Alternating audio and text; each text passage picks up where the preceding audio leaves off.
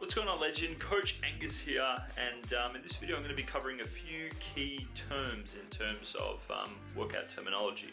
Now, typically, more often than not, these terms will be thrown about very regularly in the CrossFit world, but it's making its way into Gen Pop training, F45 training, and basically in the strength and conditioning world as well, which is what brought basically the desire to do this video, so that I can help you understand what each of the big ones mean. So without further ado, let's get stuck into it.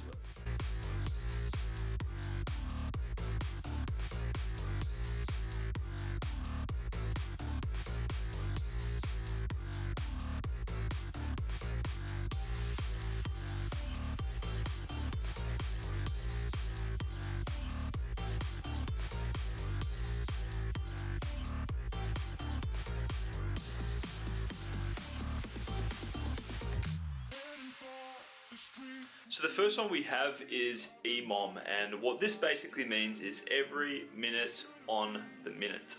And as you can probably guess, what that then means is that basically for the start of every minute, you will do a series of exercises. Now typically it's either a shit ton of one exercise, or it is a basically kind of like a superset. So let's say, for example, that the prescribed EMOM is, we're just going to come up with something on the top of my head, 5 pull-ups and 10 push-ups, EMOM for 10 rounds. So what that would basically mean is 5 push-ups you would do then first. Actually, what did I say? I said 5 pull-ups and 10 push-ups. So you would do 5 pull-ups and then you would do 10 push-ups as quickly as you can. Then you would maximize the rest, and then basically at the start of the next minute you would do that again.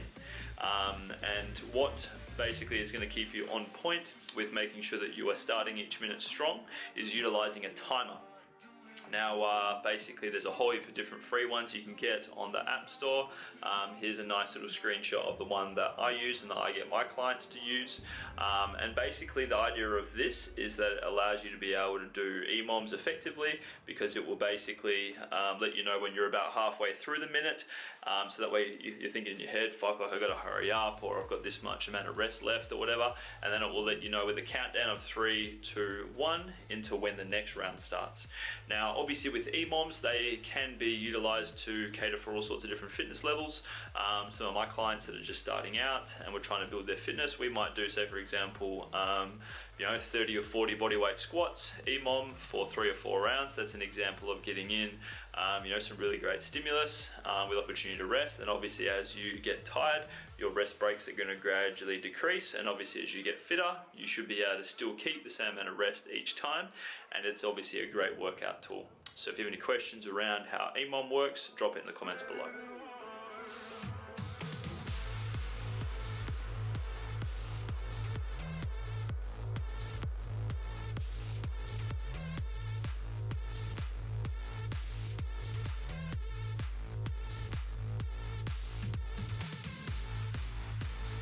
Next up we have TABATA. Now what this basically means is, in my terminology, it's kind of like a big ass circuit or a giant set. And what I mean by that is basically where there's any number from like usually 2 to 6 exercises, give or take, maybe sometimes up to 10 in terms of commonly used by like workout classes and stuff like that.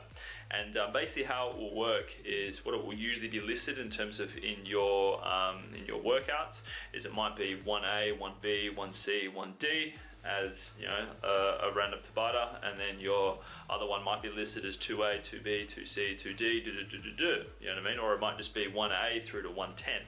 And what this will basically indicate is that you will go through the exercises as listed, and it will either be basically do a certain amount of reps at an exercise before you go into the next one, or what it will more typically be utilized as is, it will usually be say for example 45 seconds of work, 15 seconds of rest, and 20 rounds. So what that will mean is, if you've got 4 exercises, right, what that will basically mean is that if it's listed that you're going to do it 5 times through, well, that means that you would select the rounds as 20 rounds, because as you can imagine, each exercise counts as a round of Tabata, right? 45 seconds work, 15 seconds rest, that counts as a round of Tabata.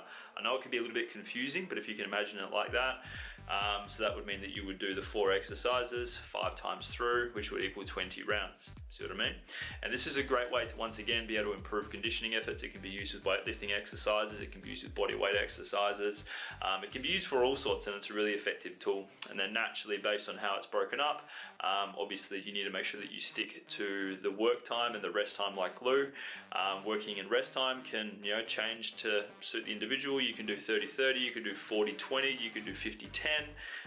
It's all entirely up to you, or obviously based on whoever's been prescribing your workout programming. See what I mean? So it's quite flexible in terms of how it can be used.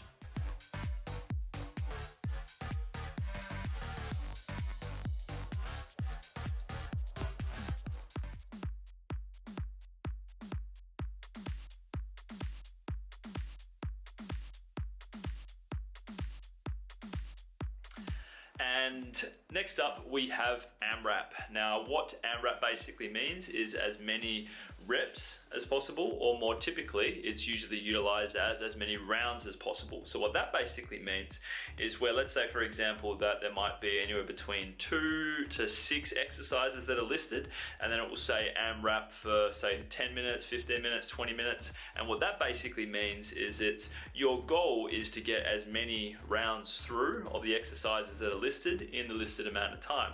So let's say for example that there is 10 bodyweight squats, 10 push-ups, 10 toe touches, and maybe 40 mountain climbers, for example, right? You would go through them as listed, and you would repeat again and again and again, keeping rest to ideally nothing and just powering your way through for the amount of time listed. And then you would actually, on your workout log or on your mental note, you would make note of how many times through in terms of rounds that you completed for that actual AMRAP.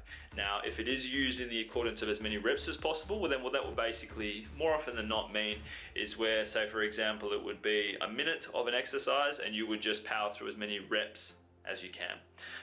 Outside of this, there are various other terminology that are used, like Metcon and supersets, trisets, and stuff like that, which if you're not familiar with how those work, drop a question in the comments below. But in terms of just main terminology, these are the big ones that a lot of people aren't familiar with in terms of EMOM, TABATA, AMRAP, this sort of thing. So if you're familiar with these, let us know in the comments below. If you have any more questions about these, also let us know in the comments below. Yeah, thanks for watching, and especially given the timing that this has been pumped out with the coronavirus, I hope that you're safe and sound and that you're making gains and keeping solution focused. Coach Angus Beef, out.